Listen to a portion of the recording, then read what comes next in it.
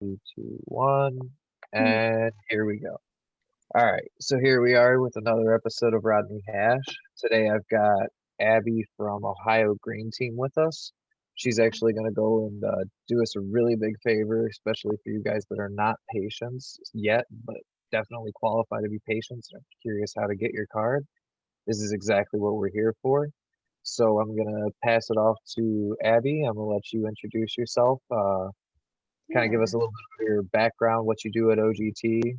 Okay. I'd love to. Yeah. So I'm Abby. I work for Ohio Green Team, which is basically a medical marijuana office. We provide patients who have a qualifying condition under the treatment plan, who have a residency with Ohio, and who also are over the age of 18.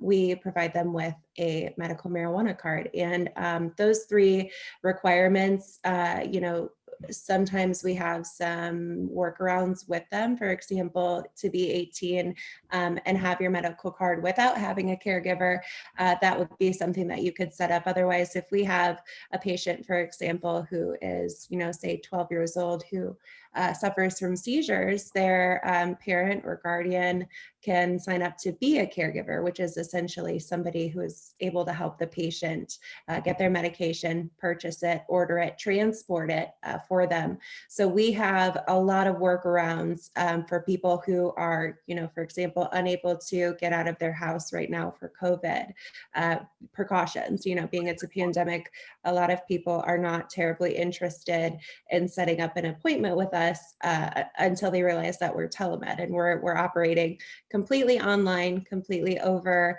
telemed operations, meaning like you'll have your phone call appointment with your doctor and you'll get set up with your weed card. I mean, it really is that simple. I'm not, fibbing. I get patients their cards within, go ahead. So you don't have to like come in for like a physical appointment at all. You can just call over the phone or like video chat. No physical appointment, because what we're doing here with our office and with any office that's in Ohio that you go to is they're going to either request or indicate that they require medical records from a previous physician. And the reason they do that, medical marijuana offices, the reason that they do that is because they don't want to have a conflict of interest with diagnosing a patient and also bringing them into their treatment plan, which is medical marijuana. So, essentially we would ask that the patient have a diagnosis or medical records that would indicate a qualifying condition. One of the examples for that is chronic pain. For example, a lot of people don't realize that your medical record isn't going to necessarily state chronic pain or the words thereof, Yeah, but you could have been in an accident or had a surgery, within the past 15 years. You could have been diagnosed with scoliosis at a very young age, diagnosed with fibromyalgia 20 years ago, or have headaches and migraines and have seen a doctor for that. All of those things and chronic pain, right? are under chronic pain. Yeah, exactly. So we really we right now in Ohio, it's kind of an interesting statistic. The Board of Pharmacy is saying that roughly half of the residents in Ohio already automatically qualify for their card, and we can safely assume that a lot of those people don't even realize. Yeah, So that's, absolutely. I guess, where Medical we step in, Rodney. Yeah. program right now is at about what, if I'm not mistaken, like less than 150,000 still, right? Or have we broken that yet? Ooh, that's a really good question. I don't have that figure in front of me, but I'd be interested to know, because I definitely know that the years that we've been, providing since 2018 for Ohio Green Team, our practice in and of itself was one of the first, actually before dispensaries were even open.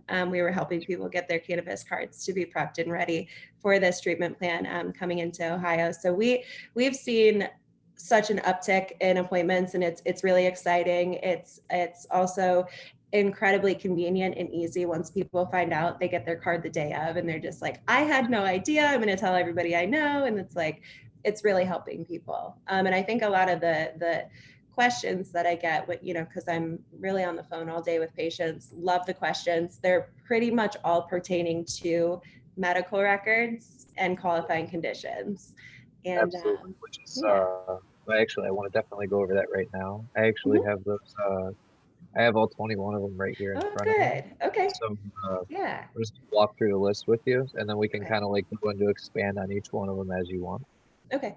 So ALS, which I'm not even sure how many other states have that one, but AIDS, that's definitely a big one. That is a Hmm. very large portion of the population has that, qualifies for it, and doesn't realize that they qualify for it. Hmm. And I mean, I have, I'm not going to get into any specifics of people, but Right. I've known people that have taken just CBD oil on its own, and it's helped their, because the way AIDS works is there's like a certain amount of like bacteria or something like that, or cell Mhm. count along those lines. And Okay. the CBD like has the ability to kind of like lower that level of the count, so where like you're not full blown AIDS. Hmm. So like it definitely helps to control the symptoms. Maintain it. That's interesting. I did not know that. Yeah, That's really good to know because a lot of what we see with those patients is just treatment for the side effects and the symptoms of the disease. So seeing that research come out is just always super inspiring, for lack of a better word. It's just really nice to see that this isn't a catch-all clause plant. It's not going to help everybody in the world, but it has benefits for everybody. yeah, and And these definitely like patients that we're helping, you know, they weren't really able to find another treatment plan to help work for them. So they're coming from this, that, and the other treatment plans, different doctors having different ideologies on how to treat a certain condition. And medical marijuana, I mean, I've really, and trust me, if this were not true, I would indicate it immediately. I've not heard a complaint yet with my patients being on this treatment plan. They have seen nothing but, and I get nothing but rave reviews and happiness when I see them the year next and the year after that. So that's And you're really not just rewarding seeing too. people that have been like already been smoking or been doing things like that. You're No. seeing like new patients that have never touched a substance in their life. People that are like good Yeah. Christian, good Off the Christian. top of my head, a DARE teacher, a gentleman who spoke the word of the DARE program for 20 years. He comes in my office, says hello, explains who he is, gets his card. End of day. A preacher. I can't go terribly into specifics, but No, people if- who are in all different colors and of life and just all over the map have been definitely able to benefit from this treatment plan. And on that note, I think we should mention something that comes up a lot in the questions that I get with my patients is whether or not patients are able to have certain things when they get their medical marijuana card. Some of those examples would be, for example, a CCW. That is something that we as a practice consider to be a gray area more than anything. What you want to consider when you're getting your CCW is when you go in and apply for your CCW, they will ask you, of course, are you on any illicit, meaning illegal, drugs? And essentially, our medical marijuana program is covered by our state law, not federally yet, of course, but we have left it up to the states to be able to choose whether or not to proceed with this treatment plan, and Ohio has. So for that matter, I would say definitely call us if that is something that you have a concern of, well, I have this job and I haven't spoken to HR, or, I'm going to apply for a job, for example, and they're going to drug test me. Oh no, what am I going to say to them? I'm a patient. Yes. Yes, that is exactly what you tell them. And they call us and they ask for records and we send them over. It's of no issue to just give us a simple phone call and talk to us about it for 10 minutes and see what the situation is. I would much rather you do that than go your entire life, I essentially without being able to get the treatment plan that you need for you. all right. So moving on down the list a little bit here, Back we on the got list, sorry. right. No, you're good. I like it. It's all good content. So Yeah. we got Alzheimer's. One question I definitely have about that one for you that you might be able to help me answer. So I Mhm. do know that there's a little bit of a difference, but it's at the same time it's the same thing with Alzheimer's and dementia. Right. So there's general dementia and then there's Alzheimer's that is like a specific form of general dementia. Okay. So if I have general dementia, would that qualify me within the Alzheimer's, or do I have to have that specific Alzheimer's for it to qualify? Sure. So that's unfortunately a question I can't answer. But I would definitely suggest that anybody who fits into that category talk to one of our doctors, because I guarantee you that conversation is going to answer so many more questions than I could, about that. But I'm sure that they would be approved if you had to if you had to squeeze an answer out of me. The answer would most likely be yes. So we've got chronic wasting syndrome, which again was like one of those things I can't believe that like Yeah. Ohio has so weird, but if it helps, I But believe it. I mean, yeah, it happens and people have it and it's one of those lesser known ones, but they're glad it's on there for sure. That's a very scary disease for sure. I mean, I don't know if you know any hunters, but they can definitely tell you that's a very scary thought to have that happen to another human being. Because that Mm, happens a lot within the deer population that hasn't jumped humans from deers, but it's like definitely a terrifying thought.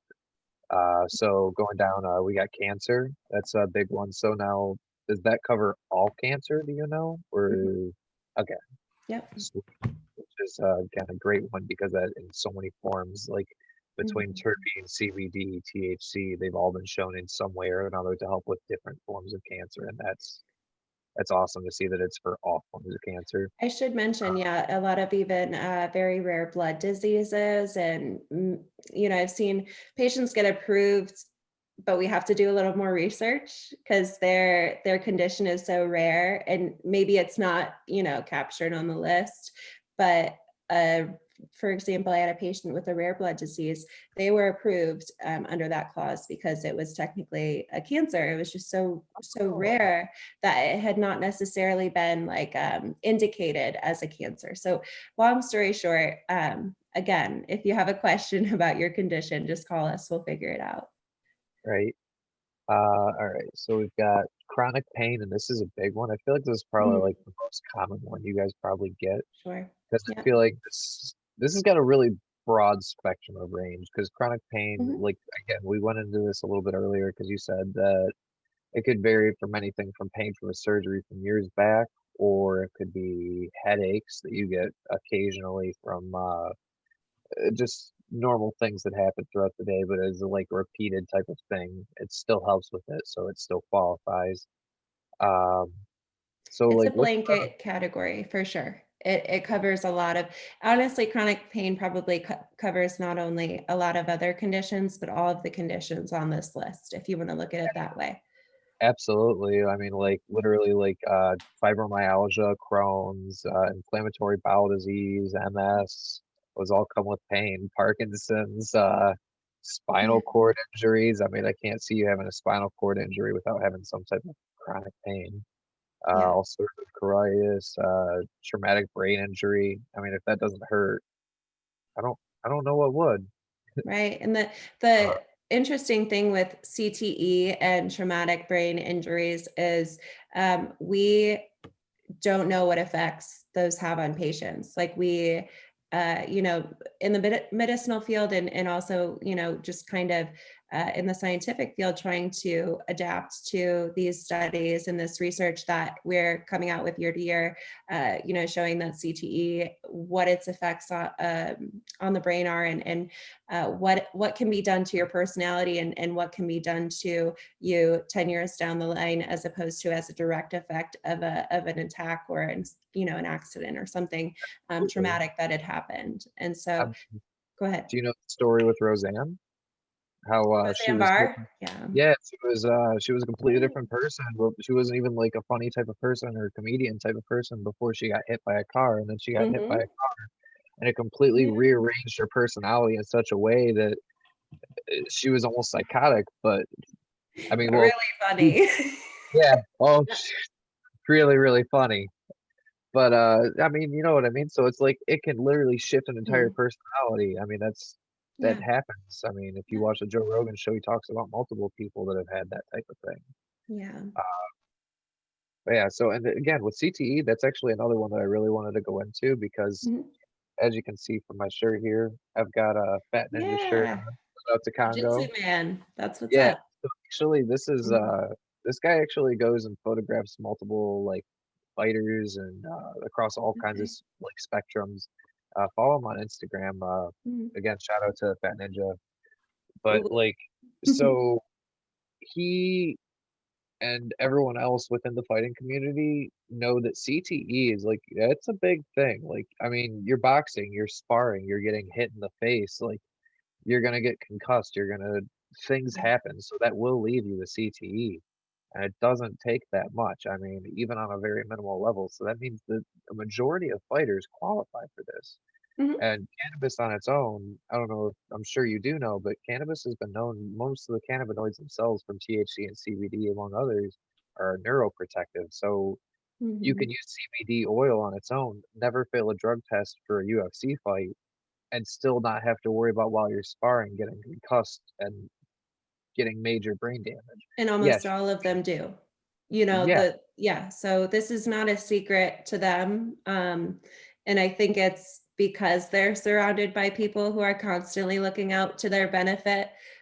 We're in your corner more than anyone, and I wanna, just kind of let that be known that it's not going to negatively affect you even if you already know, for example, that medical or marijuana cannabis can help you.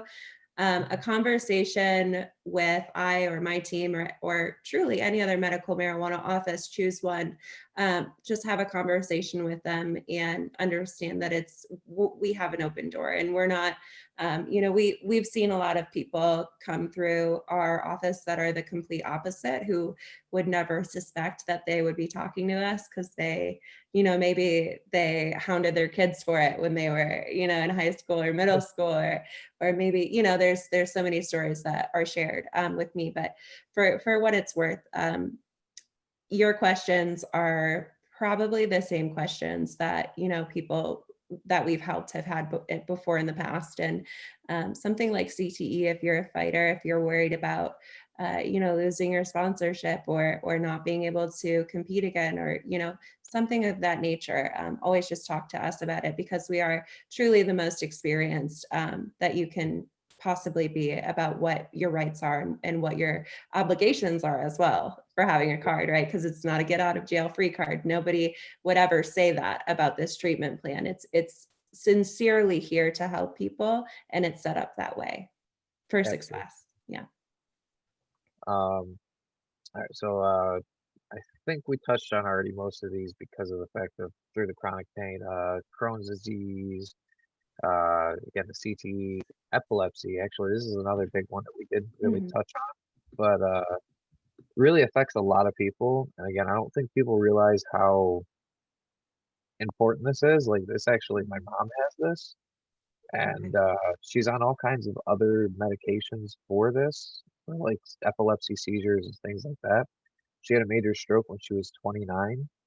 It was like completely unheard of. And since then, Wow. she's had many seizures.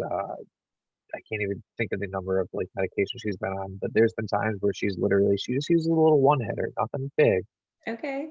and she's literally pulled herself out of a seizure by hitting her one hitter. Okay. You can't Wow. say that about any other medication that she takes. She was on other medication when she had the mini seizure. It was starting, and then she Yeah. went and got it. She's known from time to time, like she's like, I'm about to have a seizure. I just know, and then she'll have one. Like Yeah. I don't know how she knows, but when you've had them enough times, I'm sure certain things chemically imbalance and things like that, you start Yeah. to feel yourself and you notice. But the fact that it literally pulled her out of the seizure shows the effectiveness of the medicine. And this is not just like again, like you said, like some get out No. of jail free type of situation. This is a legitimate treatment. This is something people need to realize is legitimate. Mm. Um, but again, so fibromyalgia, inflammatory bowel disease, sickle cell anemia. This is again one that I don't really see on a whole lot of other medical lists, but Okay. the research is out there that it's definitely helps. Actually, when I was at Hillcrest Hospital working as a patient transporter, I had a gentleman that told me that it's literally one of the things that helps him deal with everything, not only from the pain, but it helps like he doesn't end up in the hospital on a weekly basis if he's smoking cannabis. Whereas if he is smoking That's cannabis, ideal. Yeah. I mean that's a pretty big difference. Yeah. Very good. Yeah, so I'm Definitely really want to glad keep them out of the hospital. But the very last one I think that we haven't touched on is Tourette's, which again I think is kind of weird that they have that on there, but then they don't have autism or anxiety. Yeah. Go figure. No, definitely autism and anxiety. I've heard, basically just along the grapevine in a sense, because you and I are somewhat kind of embodied in this culture and in this industry, to the point where I am kind of on the up and up to where I'm aware that autism and anxiety might be within the next couple years added to the list, and they're always changing. Ideally, we'll have not a list eventually, right? We'll just be able to help the patients that come into our office and need assistance. But Well, as ideally, cannabis yeah, college says, all use is really medical use. yeah, Once yeah, people start to realize that, it's what's the point in a yeah. list? I mean, the We endocannabinoid system affects literally every other system in the human body. It's a pretty big system. did we mention PTSD? We did not mention PTSD. Okay, Thank you for that. That is yeah, certainly. Yeah, so it's the one mental condition that you'll be able to see on the qualifying conditions as of today, January 13th, 2021.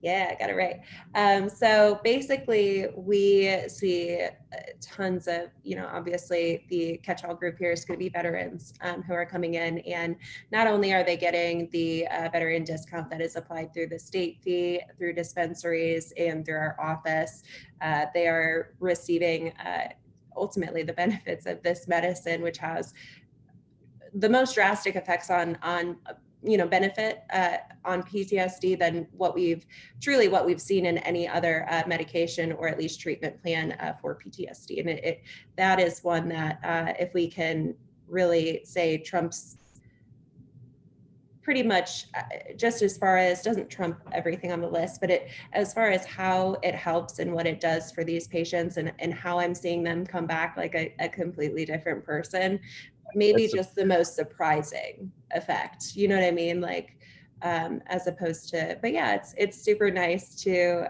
be able to have these people come back and their lives are restored and they just feel refreshed and ready to live again. So yeah. No, I absolutely.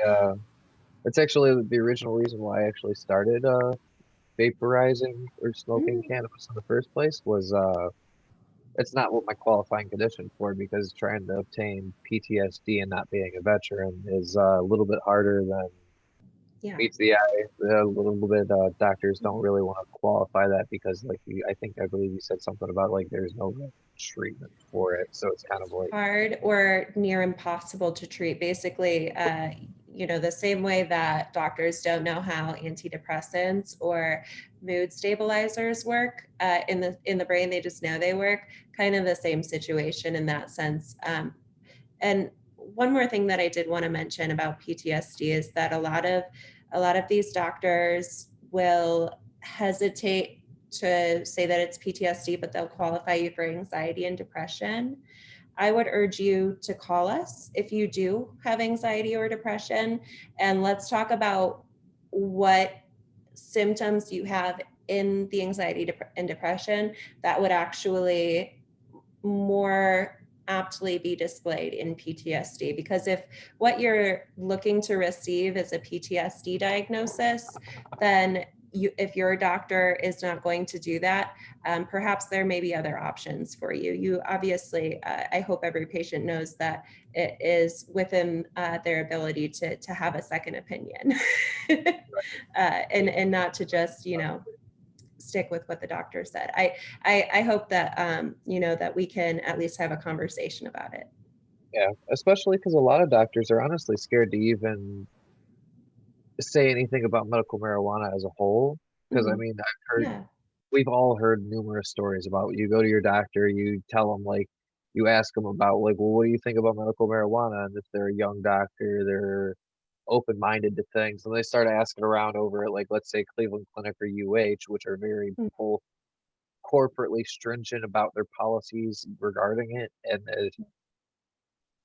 if you tell a patient, yeah, go get medical marijuana, and you work at the Cleveland Clinic, you're probably not going to be working at the Cleveland Clinic very long. Oh, wow. And that's Oh, it's no. so Well, those type of corporations are all over the place. So yeah. it's, yeah, you definitely want to get a second opinion because even if your doctor feels that it may help you, Mhm. sometimes just because of corporate ties and things along those lines, not saying that any one specific place does that, Mhm. but it does happen.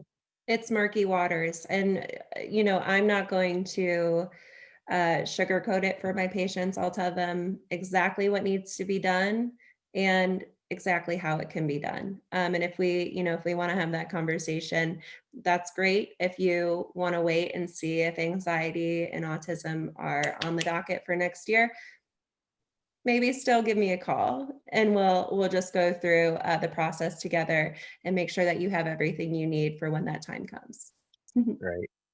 All right. So one more thing before we skip out of the qualifying conditions and have Mhm. you walk me through the process is I do want to touch on the veteran slash indigent status. Okay, Uh, sounds good. what exactly is the discount? Like, is it like a percentage rate overall, or is it like, you have this discount and then the dispensary is just expected to honor that discount, or how does that work? Sure. So first we start with the medical office. The medical marijuana office needs to request one of two documents. Whether you're a veteran or indigent status, you need to have a document, a very specific document that basically provides verification of that status. And for veterans, it's a DD 214, straight and simple. Needs to be the whole page. So they need to know. Reason for discharge. Make sure that it doesn't have your social security number on there. You can go ahead and block that out. And then for indigent status, meaning disability or SSDI, not social security income, but if you are on disability with SSI, then that would be, caught under that blanket category. And then that documentation would be a disability award letter within the calendar year. So of course we just got into January of 2021. Thank goodness we made it. And so if your So, disability award letter, if you qualify but they haven't sent you a letter yet, give them a call. I do it for patients to just give the disability department a call if they are having trouble reaching them. Takes me, I mean, for what it's worth, takes 3 minutes to request that from them. And then the veteran status and indigent status discounts are quite similar. Status for veterans, I believe, for the dispensaries is anywhere between 20 and 30%, usually right in the middle, 25. And then indigent status would be right within that range as well, 20 to 30%. It does vary by dispensary, only slightly, if I'm correct on that. I might be mistaken, but essentially there is the, do some kind of weird things okay, within that with their own discounts and trying to encompass them in with their discounts depending on the place. So just kind of, I will say, check your receipts. Always check your receipts. really? Okay, It, cool. the dispensary will It's just definitely good go over. information to have. Yeah. It's Yeah, a good advice for any shopping or yeah, purchase. really, for For sure, sure. For the state fee, it would be half off for indigent and veteran patients. And that would for go from, patients pay a state fee every year towards the Board of Pharmacy Department. And that's going to be $50 for standard patients. And then for those with a special status, it's going to be half, so 25. And then sure. almost every medical marijuana office, I don't really want to speak on behalf of anybody but ours, provides discounts for both statuses, and veterans receive $25 off of their initial intake fee. Indigent is similar, and then from there we just give discounts for renewals and so on. Yeah. All right. And what's the normal price for like so if I was to pay for the appointment, Mhm. the activation card or activation and state fee of the card, what would the overall cost normally be for the card itself? You know what I mean? Like including the appointment. Yeah, so for a standard patient, it would be 199. Some discounts apply just kind of depending on where we're at with the year. And then for a renewal, it would be $99. I always like to remind my patients that $50 state fee is applied every year. Of course, if you have that special status, it's going to be less for you. But I'd like to just quickly mention, we do have the cheapest renewals and new patient intake fees in the state of Ohio. And if I don't say myself, the best customer service. So we definitely get a lot of patients due to that kind of price cut. And we really, truly don't have hidden fees, which, some other offices do. Unfortunately, if you're already a patient in this treatment plan, you may already be well aware that not all medical offices are created alike. So just do your research and due diligence and vetting on that. Yeah, definitely make sure you go to the correct office, whether it be Ohio Green Team or a couple of the other ones. Just verify that they're real because all I'm gonna say is before the program actually came online, there was a out of Michigan type of Mhm. dispensary or like a doctor recommending office type of situation, and those only went to specific marijuana dispensaries up in Michigan, and that Mhm. definitely was sus. Definitely was Yeah, sus. Like sus, some for of the sure. yeah, so And a lot of them have closed down by now. So if you kind of look at what tracks year to year, if say your medical marijuana office closed down last year, which is it's unfortunate. But come to us and we're not going anywhere. Like we're actually doing quite great, and we love servicing Ohio, and we actually have opened up into a couple other medicinal states as well. So Ohio Green Team is here to stay if you guys want something that you can depend on. so now that we've gotten through all the status and all that Mhm. other stuff, so I'm gonna give you a scenario, Mhm. and I want you to walk me through the process as a patient, so that Okay. way everyone understands that it really is just this simple. So, like, let's say I haven't been to the doctor in the last 4 years for anything. Mhm. I had a surgery about 4 years ago, and I've had pain in the foot before the surgery, and after the surgery, I have had pain ever since. I have scars to prove that the surgery was there. It was like a massive surgery, like, I had bones rearranged, I've got, like, metal in my feet, like, it's very clearly I had a surgery. Okay. So, what what would I do to go along the process? Do I need to go to a doctor and, like, go to another doctor even though my that doctor who did the surgery may have been closed down, or Sure. just go to, Great. like, find a new primary and just that primary looks at my foot, says, "Oh, I had pain?" Like, Mhm. what so, like, Those are just walk all really good questions. And basically the way that I look at this kind of scenario that you've set up for me is it can branch off into multiple different ways. So basically, what you need to know is medical offices, practices, hospitals, everybody that's in the medicinal field legally has to keep records on file for a period of 7 years.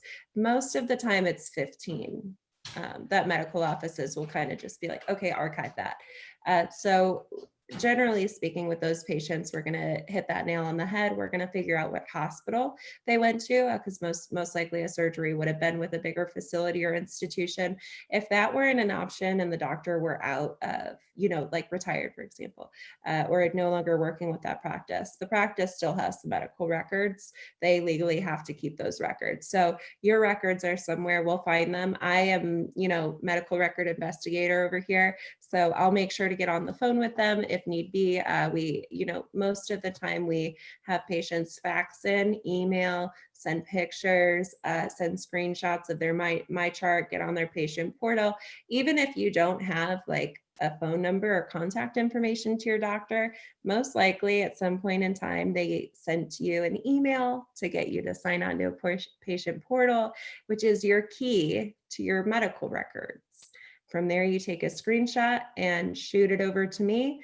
And Obviously, what I'm kind of highlighting here at this point is that we need medical records to proceed. If you don't have medical records, we will do our best to get you in contact with a doctor who's going to help you. If we don't have anybody that we can refer, because obviously we don't really have a network of people that are doctors that are working with us to get people diagnosed. That's just unfortunately not how it works. We can always work to get you to find somebody that would be within your healthcare network. If you don't have insurance, let's find somebody that you can afford. All of these kinds of things, whether it's, just an initial step or we're taking one more step, it generally, once you have your medical records, it literally only takes 30 minutes with the doctor to give you a call for maybe 15 minutes. After that, you have your card. So before we move any further, my one question for Okay. you on this is if I'm at that scenario where I can't find the medical records Mhm. and I want you to help me with that, Mhm. would I have to apply for the appointment and then during the appointment have the conversation with you, or would I do it before I make the appointment and then set up the appointment after I've had the conversation with you? Good question. So we will always contact the patient if we see that they don't have medical records on file. And from there, the conversation is pretty simple. It's, are we planning on getting medical records for you? Or are you getting them for us? Meaning, are we going to want to, in this scenario, are you saying that you don't even have doctor's contact info? Like I know the doctor's name, I know the practice, Okay, um, so but we, I don't know like anything where to go beyond that. okay, so we would send, in that sense, we would send a records release form over to you, which would be done online. It's an online form that you just fill out and send back. You can do it on your smartphone even. And what it's going to do is it's going to grab your physician's info, your date of birth, and your name, and your signature. So we have permission to request records from them, and that usually takes a period of 1 to 2 to 3 business days. Of course, we want to be patient with some of the larger medical practices like Medina Health and Nationwide Children's. A lot of those hospitals require you to get medical records through them.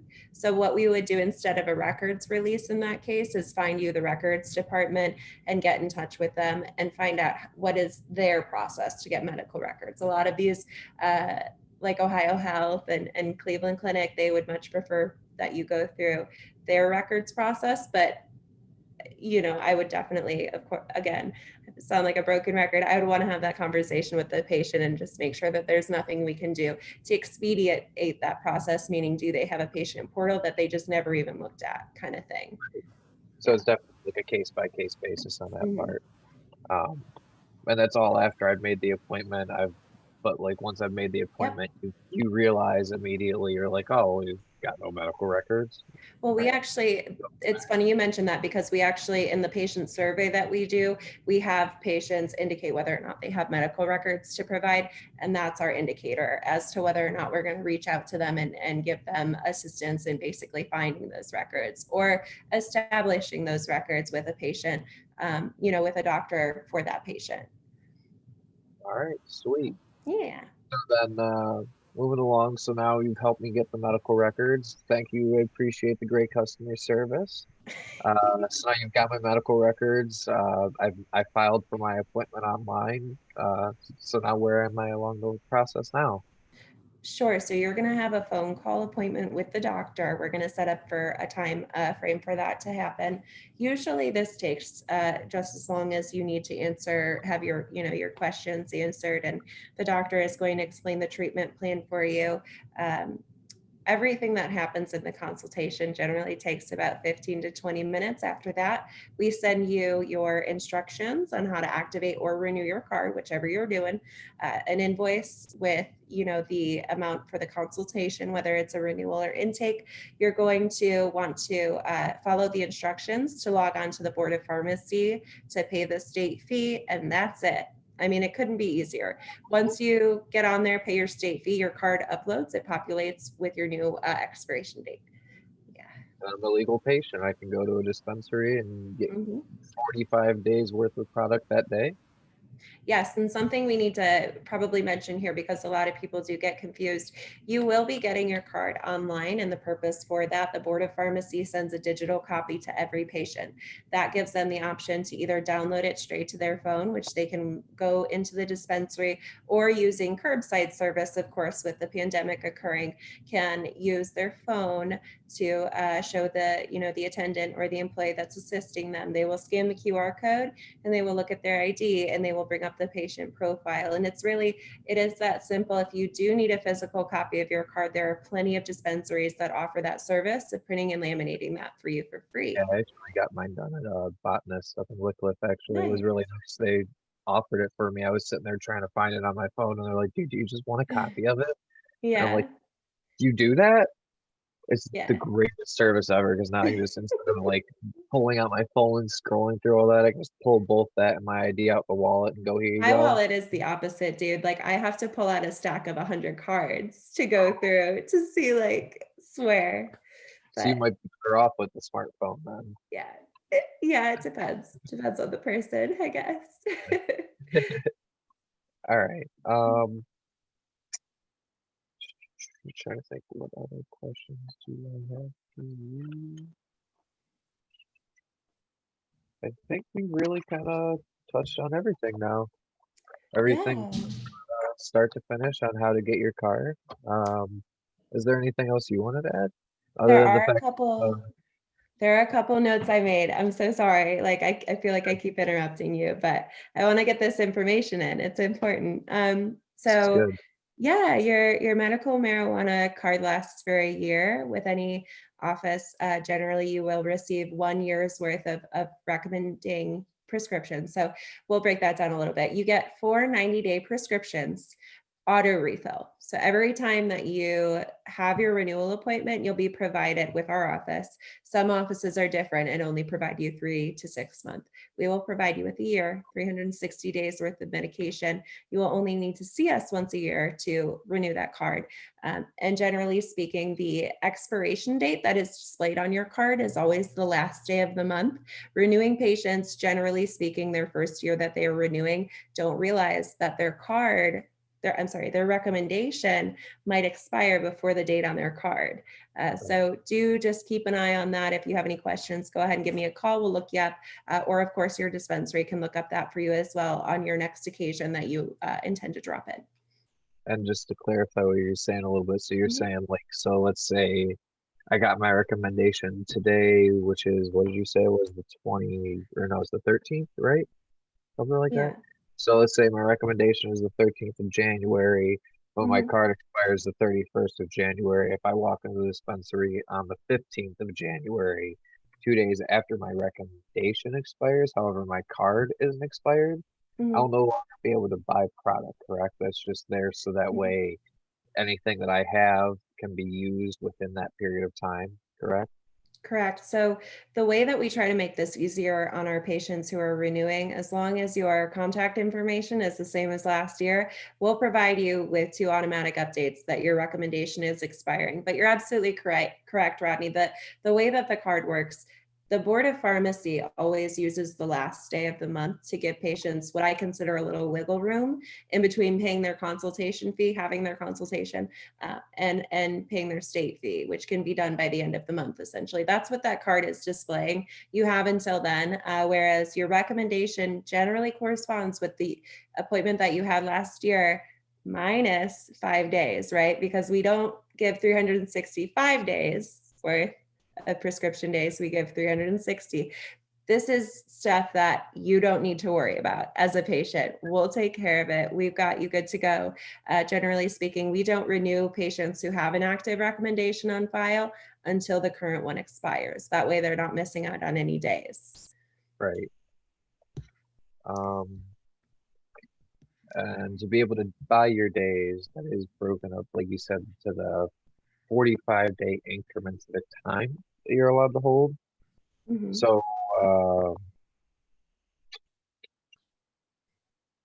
I'm trying to think how to explain this. So it's still 90-day amounts. It's 90-day supplies, just like you would buy like from any pharmacy, but you're only allowed to buy the 45 days worth at a time.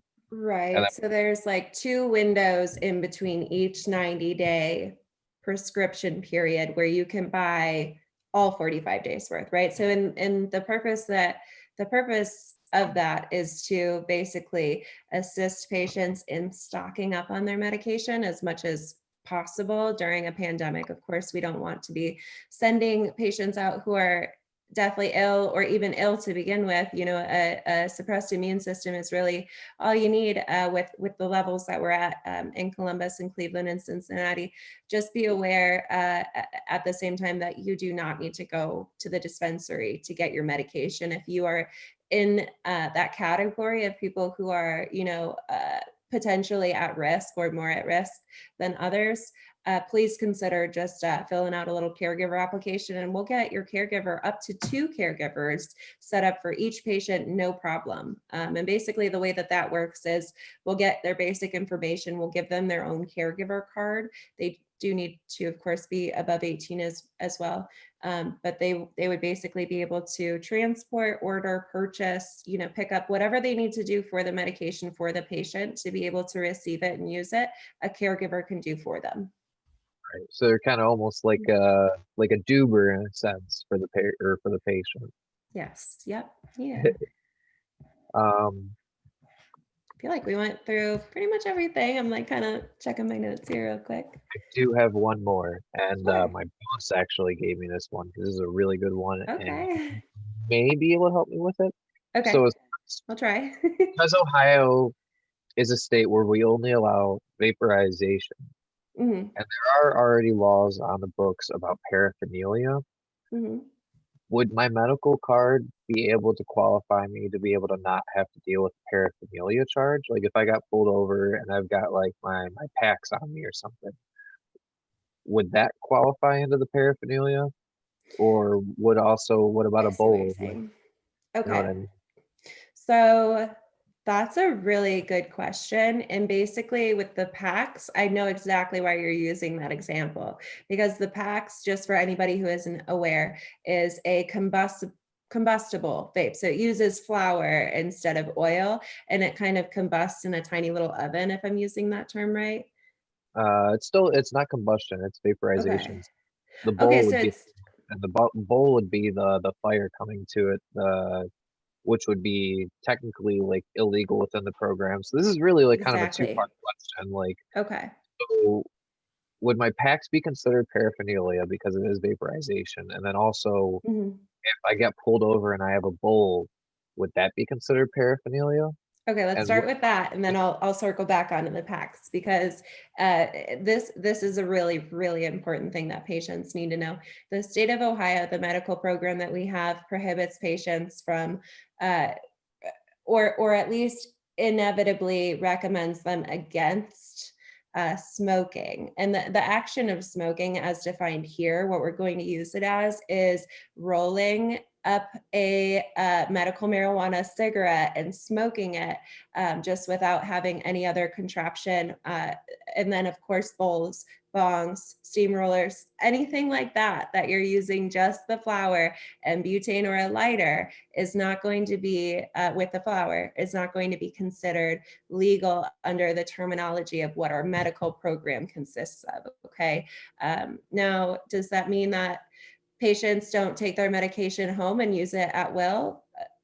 Of course. I mean, patients are essentially being guided by the dispensaries, even with the packs, because I was kind of like, I don't know really about the packs. I've never had one before, but you kind of indicated to me that it is a vape still. it is So it's absolutely, it's a dryer. legal. Yeah. So So if I you wouldn't vape it, charge for yeah. that. Okay. I don't honestly, I cannot speak on that to like the degree of confidence that you might want me to. But essentially, if you have a vape, like if you have a vape cartridge in your car, I have heard 2 sides of the story, depending on always case specific, right? If you're committing a crime or if you're in like direct violation of like traffic laws and like they, like there's a crazy situation where you're just like kind of like out of it and stuff, and they find this, that, and the other in your car, then you might have some questions to answer.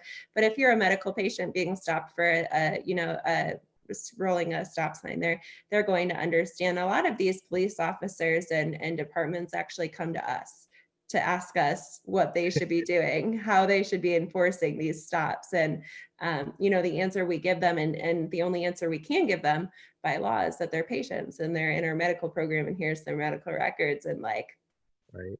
they're not going to, it would not behoove them to advance on that any further, if that makes sense. Right. I'm really glad to hear that cops are actually coming to you guys for training and things like that. Now, are they Oh, coming yeah. for just calling you guys up like specific cops, or is it something along the lines of No, like departments coming up to we've you guys? literally had like These guys, police officers just stop in and ask us questions, like literally at our Upper Arlington location. This has happened to one of our employees a few times. She had mentioned that, these police officers and their buddies who are in the police force, and that, to be perfectly frank and transparent, none of them are really in the ball field of let's arrest people for this plant. There are a lot of police officers and a lot of people that are on the patient's side and want to see them reap the benefits of this medical program. The police are doing their job, and what matters to them is keeping citizens safe. And hopefully, if there were ever a confrontation or a situation that were to occur, it wouldn't escalate to a level where it needed to be taken to court, or to enact any kind of civil infraction on a patient. And of course, know your rights. This cannabis card, this medical marijuana card, is not something that you want to use as a adjustment to a court case, or something having to do with something that you are trying to get out of scot-free. It's not going to work for you. This is for patients who are sick. Because of the fact that you've got a patient, or because you've got a medical card. It doesn't work that way. No. No. It's not a look. I paid my $50 state fee. Yeah, exactly. Just because I rolled the stop sign, little Jimmy shouldn't have been crossing the road. Oh no, little Jimmy. Oh, bless his heart. Yeah. But yeah, absolutely. I mean, I actually really, really, really like to hear that type of thing, especially with all the bad rep police are getting right now. It's not all of them. It's just a few, just like how there's only a few people that are really out there talking craziness on the internet. They're just so vocal, it looks like there's more of them. Trust me, there's some crazy people out there that's got like 7 accounts and stuff like that. I know a couple of them. Yeah. That's hilarious. But yeah, you're absolutely right. I think at the end of the day, you'd be surprised by how many people are in your corner, especially as a cannabis patient myself. I can speak to the fact that I was in Michigan, I was a medical patient, and it took me 2 years coming to Ohio to become a patient again, because I was just intimidated by the idea. And what I want to kind of preface with this is that we all have these same thoughts and feelings when we're going into this, because there's guilt attached to it. There's, the fact that it's been illegal for, since the 70s. That's an aspect of somewhat shame and embarrassment or humiliation, or just like general discomfort when people are calling me. And that ice breaks pretty quickly, because you can see, I mean, like, we're people, we're just human beings, and we're doing the best that we can to have patients reap all of the benefits possible from this treatment plan. And I can't tell you how rewarding it is truly to see patients. Like, it gets me emotional just thinking about it, literally, because like I just hear amazing stories every day, and I'm blessed to be able to kind of be that sounding board for that right now. Well, the world really appreciates you, I'm sure, as we all do. Absolutely. All right. So is there anything else that you wanted to touch on before we try and wrap things up here a little bit? Not necessarily. Let's do this again sometime, though. This is super fun. Sure. Yeah. I would really like to actually do this, just kind of, I know you said you were used to work at Normal up in Michigan, right? Mhm. Yeah, I would Yeah, so definitely love to do an didn't interview with you. work for them, but I was part of their chapter, and I had a Temple of the Holy Smokes for anybody who might be watching this in Michigan. Hello, I had a podcast there for cannabis activists, and we had a ball up in Michigan. We were in Hash Bash, we were in Cannabis Cup, we were in Women Grow, which was a completely business women's chapter, like a community basically of women who were involved in cannabis because a couple women got together and they were like, I see there's a lot of guys under this tent of this like having it recreational and having dispensaries in Michigan, all this stuff. There's a lot of it's male empowered. There's a lot of men that are involved in that business aspect, and so we wanted to create something for women, and they've just been just changing lives every day in the business. And that actually kind of reminds me one quick thing. If you are interested in getting involved in this industry with medical marijuana, whether it be on the medicinal side or in Michigan somewhere on the recreational side of the spectrum, now is the time to do that. Truly, yeah. Absolutely. It's especially in Ohio, things are really starting to boom. Like things are picking up. Things are I agree. People are realizing like, wait a minute, I do qualify for my card. Wait a minute, it is just this easy. That's exactly why I wanted to do this video is because again, things are really, really picking up and ramping up. Oh, So this is one last thing, actually. Ohio has a really incredible advantage. It's called Columbus and Cleveland School of Cannabis. Check them out, man. They are just an amazing group of people who are so incredibly informed. Just take a look at their course catalog. I can't yeah, even explain it in words. Honestly, just go check it out. You'll really appreciate it.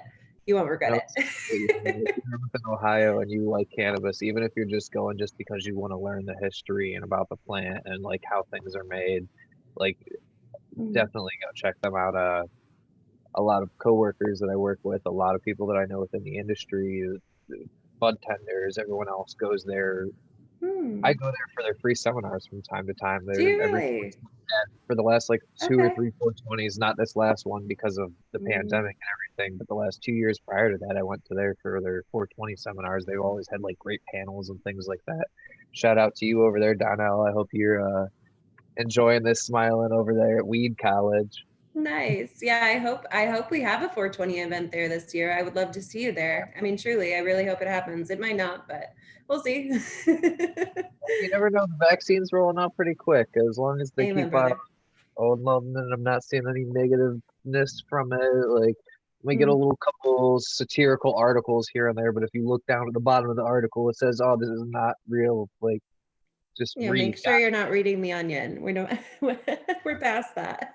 Yeah, go beyond the headline. Read the article, like the words. I love that advice. If I could capture that advice and just like sell it for for trade stock, I'm sure it would not sell at all, but it's really good advice either way. All right. To wrap things up here, I Mhm. just want to give again another big shout out to you guys over there at Ohio Green Team. I really, really, really appreciate this. Like, shout out to Ryan and Andrew Morris for like Yes. this would And not be happening. Brandon.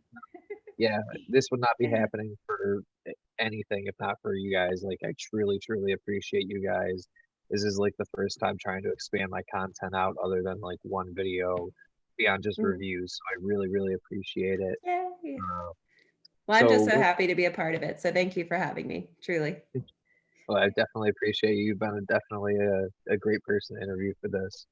So, what if someone wants to get a hold of you guys? What would be a great phone number and email to get a hold of you guys? How would we do it? Like, what's your LinkedIn, your Facebook? What's the best way? Sure. Yeah, absolutely. So our phone number is 614-639-0257. And that's just our headquarters number. So give me a call. If you need to leave me a voice message. We are still a small practice, but we've gone statewide with telemed. So for what it's worth, we also have a website, ohiogreenteam.com, with a www dot in the beginning there. And it's a beautiful website, which you can actually access on your phone on any device and book an appointment straight from that website. If you click on any of the green buttons, you'll be able to do so. You can view all 5 of our doctors' schedules. make sure that it aligns with yours, and of course, view any of our pricing and other information regarding medical records on that website. With that being said, one of our main methods of communication and any medical records questions, pricing questions, anything like that can be redirected to our email address. That is hi@Ohio Green, as in the color, team, ohiogreenteam.com. So ohiogreenteam.com for the website, and then just hi, as in hi, @Ohio Green Team for the email. Hopefully that was simple enough. If not, I'll in the description below, I'll kind of try Thank and leave you. all that information in there. Word. We have Instagram too. Brandon loves to shout out to our Instagram followers, and we do actually get patient support questions through Instagram. So it's kind of weird, but I like it. Yeah, you definitely Not actually, complaining. I actually really like your guys' Instagram. I was just seeing another post about you guys the other day about it Yeah. was like pothead, then they crossed it out and it said realtor, like trying to break the stigma. And that's again Yeah. like one of those things, like there are so many people out there that use, we're not just lazy potheads, we're active functional members of the society. Mhm. Just because we use a medicine doesn't mean that we're bad people, as Oh Jeff yeah. Sessions like to think. It'll be an ongoing battle, but it's something that we're going to eventually win. And I'm super happy to just be a part of it. Everyone that I've met so far, including you, Rodney, has inspired me to just keep on trucking, even when the road gets a little bit weary and sometimes it can be exhausting. I mean, the fact that we help so many people in Ohio is truly the most incredible experience that I've ever had. And we're kind of just chugging along together. And I consider anybody that joins our Ohio Green Team to truly be a part of the Green Team. We are a grassroots community, but we're rising. Absolutely. Cool, man. Well, thanks again. Is it cool if I hop off? Absolutely. I Right appreciate on. you so much. Have a good one. You too. Rodney Hash fans out. We'll talk soon, buddy. Bye. Bye.